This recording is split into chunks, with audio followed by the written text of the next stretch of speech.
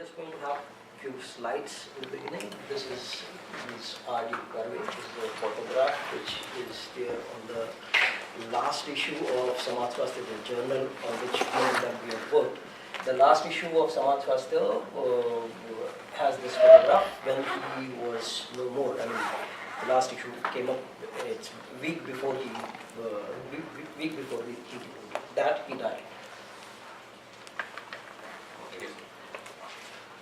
This is the cover page of Samaj Swasthya, and I think we have 1931. Yeah, this is 1931. This is 1953, and this is the section of correspondence. We are also working on another article which is based on the correspondence published in Samaj Swasthya. And this is a book that he has written, that is Adhunik Kama Shastra, the modern sexual science, that he wrote in 1932. And there were a number of reprints of this book. These are some of the pages from the chapter called as Genitals of Men and Women.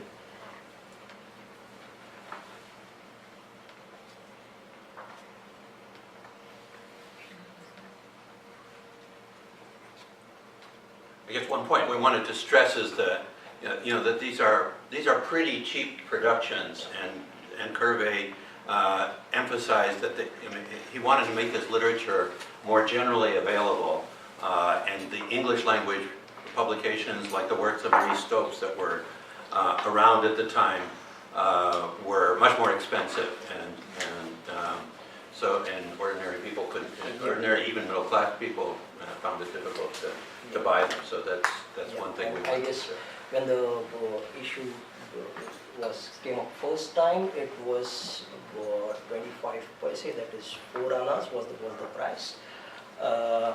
And the paper is actually with you. All of you have read the paper, so I won't take much of the time. Again, we are combinedly presenting this, so I will just take 5 minutes in the beginning to say a few words about myself. I would say that is, in a sense that when I started working on these articles with Doug, I was not knowing that I would be doing something like PhD in this field. This is a couple of years back, and while working with Doug on these 2 articles, that is one that is we are discussing right now, and one article on correspondence, while working on these articles, I started thinking about my PhD topic, which is sexual modernity in colonial Western India. I was going through all 27 years volumes of Samaj Swasthya for last 2 years, I would say.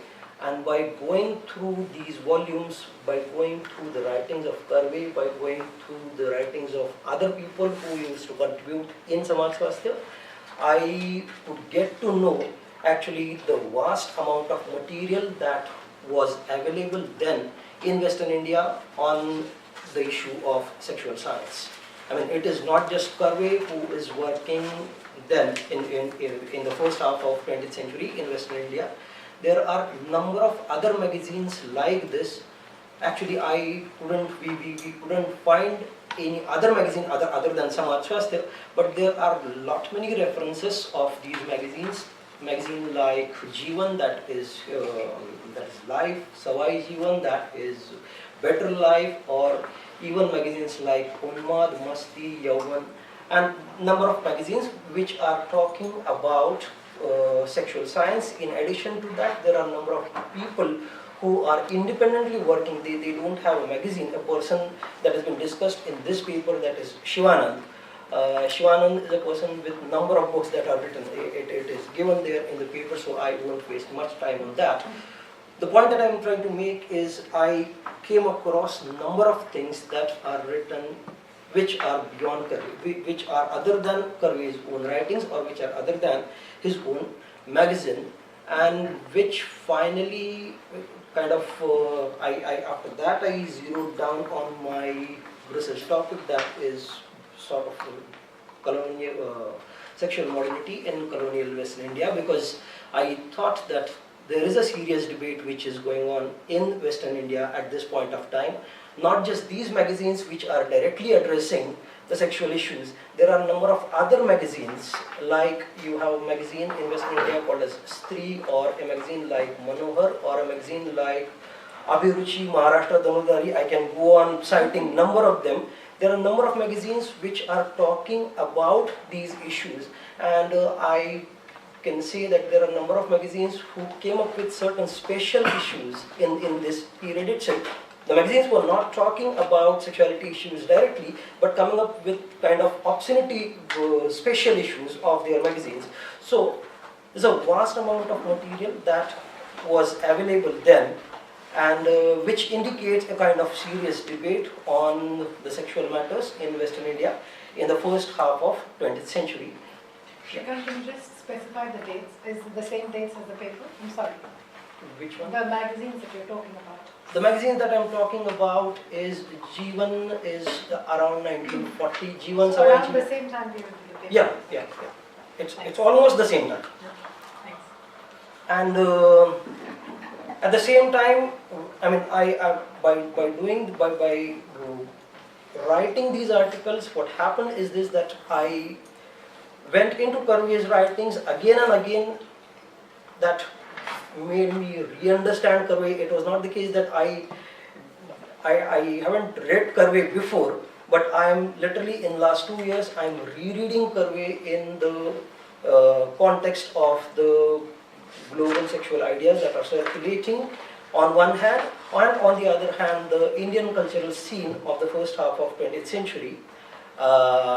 So my point is this, that these two articles have really contributed in the shaping of my own research topic, that is my PhD topic, which I will be pursuing at Warwick in September. I'll just take one more minute coming back to Karve, since all of you have the paper, but I would just like to focus two or three things which are not there in the paper. That is, Karve was a person with a person of multifaceted personality. His personality was quite multifaceted. There are certain things which are not mentioned in the paper. One thing is this, that Karve was very well versed in something called as Sanskrit, which is the language of the classical ancient Hindu texts, and he himself talks about it a number of times, that I know this language very well. Second thing is, Karve is also a playwright. He had written 4 plays. None of the plays were ever staged, and he used to feel very bad about it.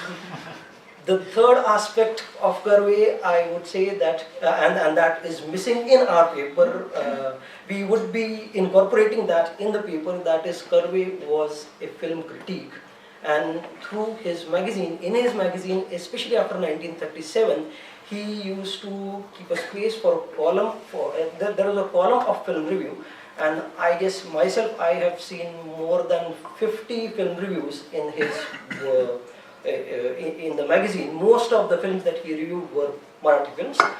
And the last point about him, that I would say that Karve was a very introvert person. He never used to talk to anybody, and this is been cited by almost everybody who has written on him, and also confessed by Karve many times. So without taking much time, I'll just hand it over to that. Okay. Thanks, Shrikant. I first of all want to thank Shrikant for all the work we've done together in relation to this paper. It may not be clear, but I can make out words on the page because I read Devanagari, but I don't know Marathi. I know Gujarati and some Hindi. So really, it's Shrikant who's been plowing through the sources here, and my access to the sources is indirect. We've been and it's really been fun hashing out our interpretation of Karve together as we've gone through this material, and to discover new sources such as I don't think anyone has written on Shivananda at all, and we just discovered him through Karve, because Karve talked about Shivananda quite a bit, and I'm really glad he's gone on to to work on his dissertation on this topic, because I think it's really path-breaking to be engaging in this kind of topic. Just very quick points. First, it's pretty obvious this is intended as a draft, and the point that I wanted to mention is that some of the ideas are experimental in nature, and I think particularly when we came to the conclusion, some things got thrown in right there at the end as we were writing, particularly this issue of essentialism and so on, which was prompted just by going back to the Alter article.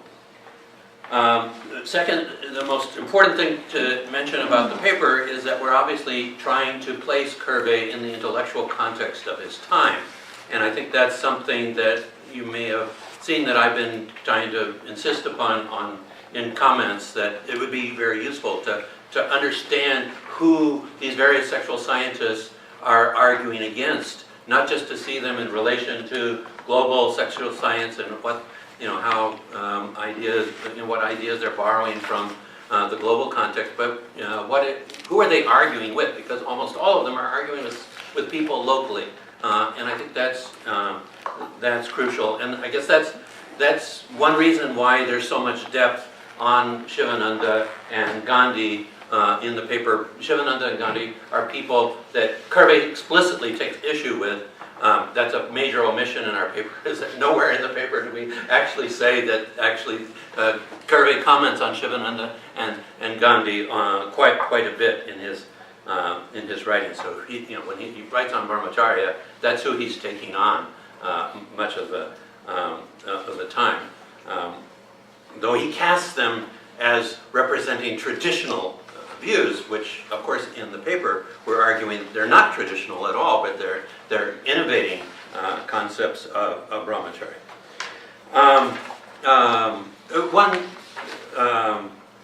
Another omission that I wanted to mention, because it's not so important to the argument of the paper, but that Karve voluntarily underwent sterilization himself in the context of his marriage, though in most cases he suggested it might be better for the woman to have the operation than for the man in terms of birth control. He is a significant advocate of the birth control.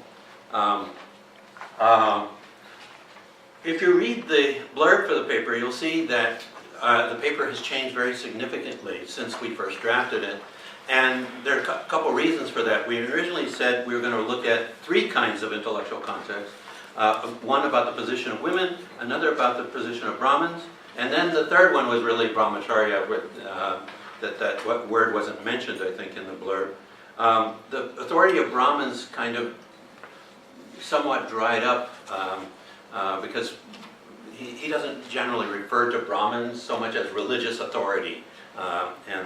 Sometimes, once in a while, that comes up. The position of women, the debate about the position of women in Indian society is a major debate in which I think he's lodging himself. But the main point that I want to make is the issue of Brahmacharya emerged so big when we started focusing in on it as a central problematic in what Karve was doing, that we realized that that this was a major focus of his activity. And after we had actually written the article, Shrikant went back and was reading a journalist writing on Karve, and who said something like, everyone has said Karve is about birth control, but actually his main battle was with Brahmacharya, and so it was immediately confirmed in that article. Fourth point is underlying view of culture in the article. That I'm not going to talk too much about this, but I just wanted to say that we don't view culture as a kind of, I think it's very easy to look at culture as a kind of homogeneous set of cultural lenses that people look through. We see culture as much more composed of conflicting and contradictory elements, and that's sort of underlying our views. Elements that are constantly in flux, and we'll probably say more about that in answer to questions. And then finally, I think we've we failed to capture Karve's position on same-sex activity in the paper, and this kind of became clear only very end of writing, and so it's not really reflected in the paper. We knew that Karve kind of switched his position on same-sex activity, same-sex sexual activity, but I think we're now pushing that switch in position to much later in his career, in the last 5 or 6 years. So the fact that he sort of unproblematically cites these texts talking about unnatural sex may more reflect his actual position than I think one of our footnotes suggests, where we kind of say he said this, but at the same time he's arguing other things. But when we check the dates, that may not be the case, and we're not certain on that. So.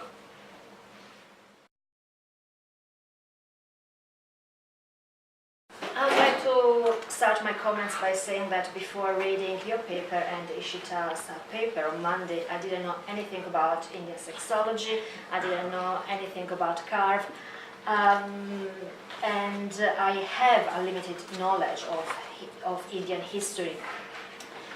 This meant that I learned a lot from this paper, from Ishita's paper, and I would like to thank Doug and Shrikant for this. This is a rich paper based on very interesting primary sources. And in particular, I found Karve's use of sexological knowledge to invert arguments supported by those who advocated brahmacharya very interesting. I have 2 general points. One is related to Karve and the global history of sexology, and one I have a general point on Gandhi, and then I have a minor point on local sexology in India. So, as I don't know much about Indian sexology, I would like to pose to Doug and Shrikant the question that we were asked to address at the beginning of our institute by Veronica and Doug himself. How does this paper fit into thinking about the study of the history of sexual science globally and transnationally? It seems to me that much of the central part of this paper, in particular the part between page 21 and 37, is on India and on brahmacharya. How would you say this part of the paper addresses a global history of sexology and not, perhaps, the history of sexuality in India? Given I have a different background, I would be really interested to discuss with you how you defined global sexology and global history. And perhaps I would like to take this opportunity to discuss how we defined global history of sexology altogether. Ishita, in her paper, defines, and I quote, 20th century global Hindu sexology, a genre that relied on the promiscuous referencing of the classical Kama Sutras and the foundational tracts of Western sexology, end quote. It seems to me that classical Indian texts played an important role in Karve's thinking about sex, and that these texts were global as they were translated in different languages and re-elaborated in different countries. Now, we've seen that criminal anthropology played a key role in the Latin circuit of sexological knowledge.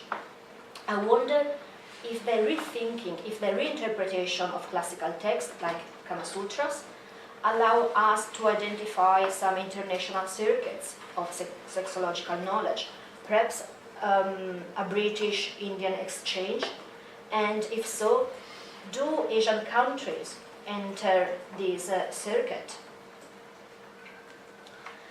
Related to this point of the global dimension of sexology, I wonder to what extent was Karve global. Certainly the specific sections on Karve, in particular the first part of this paper, explain how he used European and North American sexological knowledge. but I felt that more could be said about his engagement with non-Indian texts. For example, at page 12, you say that Karve was, and I quote, non-uncritical of Freud, end quote, and I would be interested to know more about this. Are there any hints of why Karve took up some ideas and not others? My second major point is related to the section on Gandhi. I understand that one of your arguments is that if we really want to understand the influence of sexology, we need to move away from a focus on scientists. And I understand, and I really like engaging with religion and religious understanding of sexuality. Over the centuries, spiritual figures and different religions have written a lot on sexuality. I'm not an expert in the history of religion at all, but I grew up in a very Catholic country, and Catholic religion is all about controlling and regulating sexuality. So it doesn't surprise me that other religions aimed to regulate sexuality. It doesn't surprise me that Gandhi spoke about sexuality and celibacy in particular. But I would have liked to read more about the ways in which Gandhi engaged with sexological discourses. You mentioned that Gandhi referred to the French sexologist bureau, and more could have been said on this. How did Gandhi use French sexology? What did he read? What did he think about sexology in general? My final point is a minor point on local sexology in India. At page 11, you say that Karve rarely acknowledged that there were Indian sexologists. I don't know anything about Indian sexology, so it would have been great to read more about this local knowledge. Was sexology institutionalized in India? When did the first scientific text appear? More importantly, why did you choose Karve and not other figures? In brief, I think that the first and the last parts of this essay work very well, and the conclusion clearly explains your argument. The central part of your essay could be shortened and revised in light of your main arguments. I also think that the global and the transnational dimension of Karve's sexology need to be fleshed out more, and this would perhaps help to contextualize it within a global history of sexology.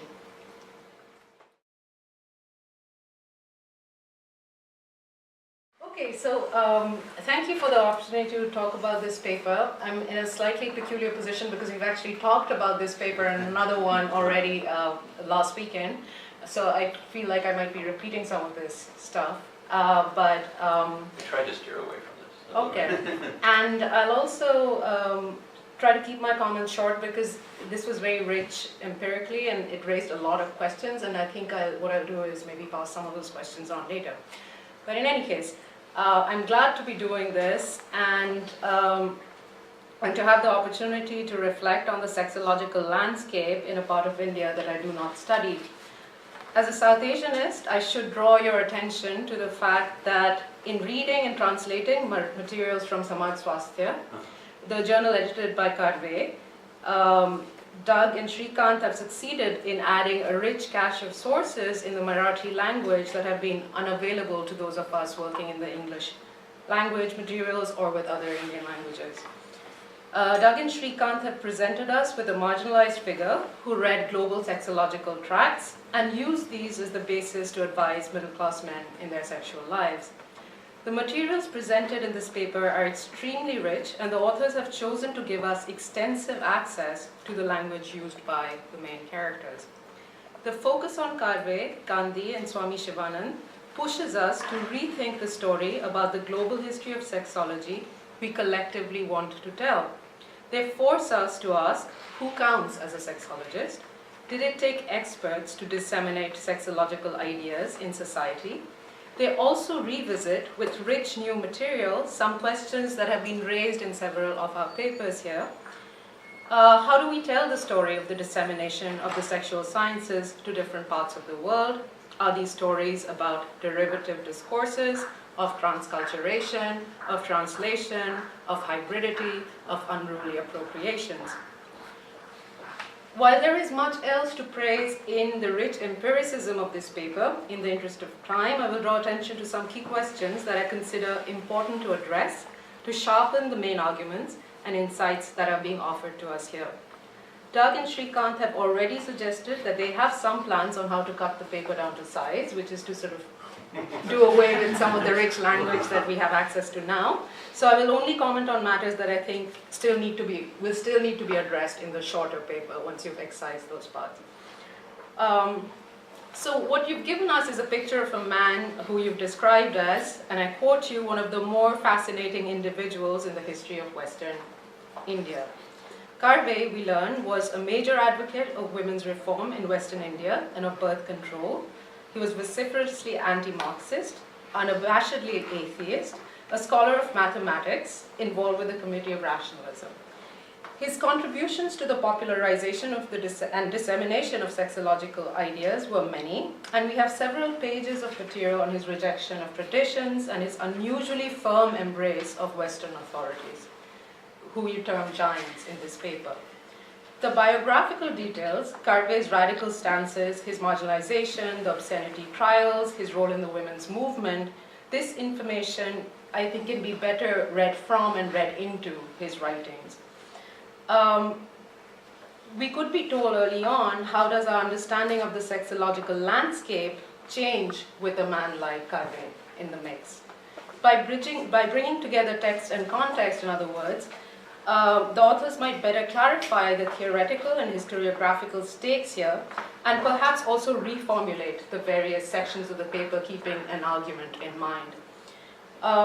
And I know that I'm asking you to maybe do something that you decided not to do, which is to talk a little bit more about the women's movement that he was so much involved in.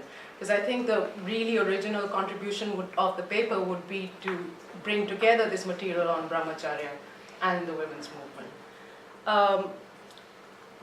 So again, sort of jumping back to how you frame the paper opens with Howard Chang, and you want to push beyond what Howard Chang is doing, right?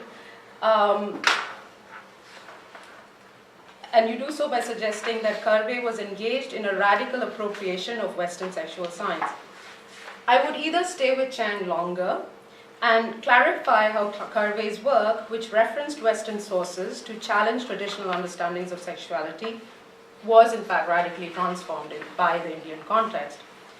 But personally, I'm not even entirely sure that Chang's argument serves this essay very well.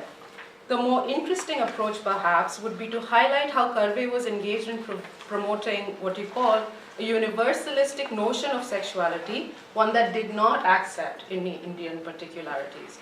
One can see in this stance a radical rejection of race, perhaps, otherwise bound up, as we've discussed, with scientific understandings of sex. Is this what you're trying to argue? It also appears that Karve was unusual in his total rejection of the Hindu antecedents for his ideas on sex. I'm wondering if anything in his personal and political life better explains this position. Put another way, was he a radical, as you suggest, or was he a mimic man? And I'm referencing Homi Bhabha here, and you might want to stay clear of him, but I'm just putting some other people into the mix that might actually serve you better than Howard Chang. With Bhabha's concept of mimicry, as you know, it explains a sort of respectful citation that in fact ends up undoing the authority of the original. And if that is the process you're describing, you might look beyond Howard Chang and look at other people who might let you escape the idea of the derivative discourse, which makes you uncomfortable, right? Two, I would also urge Doug and Shrikant to clarify their interest in masculinity as an analytical category. What is meant by modern masculinity?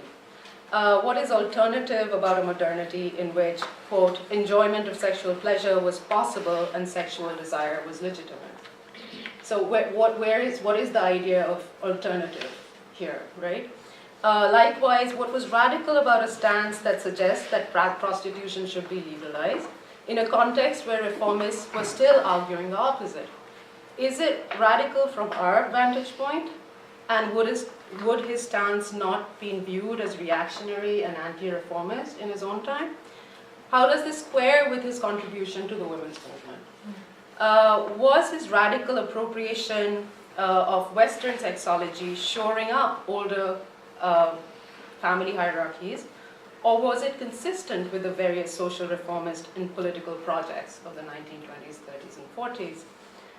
How does the introduction of masculinity into the mix alter our understanding of the historical period, which you argue is overwhelmed by a focus on women's social reform, right? In other words, can you think a little bit more about masculinity as well as gender as a category of historical analysis? This could be done perhaps by referencing feminist accounts of colonial masculinity, and I'm thinking, of course, of Minnie Sana's work, which identifies the collusion between anxious native and white masculinities in effecting a new form of patriarchy and new conjugalities, and one might say even a modern misogyny in colonial India. So, and the other thing to consider, of course, could be other models of understanding masculinities that people have written about, such as Shubho Bose, who you know obviously very well, and Shrikant Banerjee, about models of masculinity which are derived from a muscular Christianity that are also in the mix. And I know you don't need, I know you already have ideas on how to shorten this paper, but I think I'll chime in with Chiara and say that maybe the section that can be, you know, some of the material can be excised from is the section on Gandhi.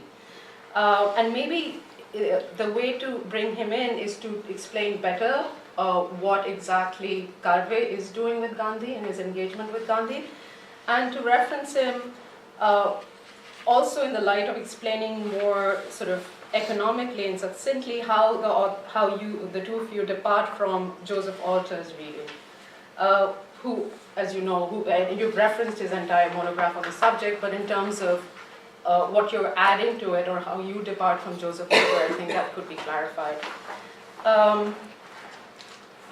So by conveying some of this material more economically through citations, we can hear more on and even read, perhaps push ourselves to read between the lines, to speculate on some of Karve's most radical stances. His critique of marriage is radical and interesting, and his use of Ellis, Stopes, Van der Velde seem truly against the grain. I mean, he's doing some interesting reading of this material. So can we have more on this, perhaps? And what do we know of him that helps explain his anti-marriage stance at a time when other radical reformers were involved in the modernization of marriage as a socio-economic system?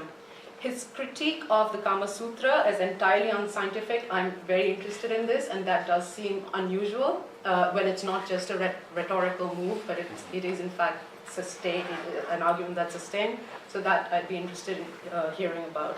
And this paper also refers to Karve's ideas as a claim to co-evilness in several places. And that I actually find quite fascinating as a framing device. So I wonder if you could talk a little bit more about what you mean about Karve's claim to co-evilness, and to be convinced about this, and I want to be convinced about this, I would need to know how his, if this is the case with his entire understanding of sexology, how is it the case when his entire understanding of sexology is based on an overwriting by the people you term giants of the field coming from the West, right? So that tension, I think, needs to be brought out and explained. And it would be, I think, great to maybe develop co-evilness as the framing device in the paper. So I'd like to hear your thoughts on that. That's all.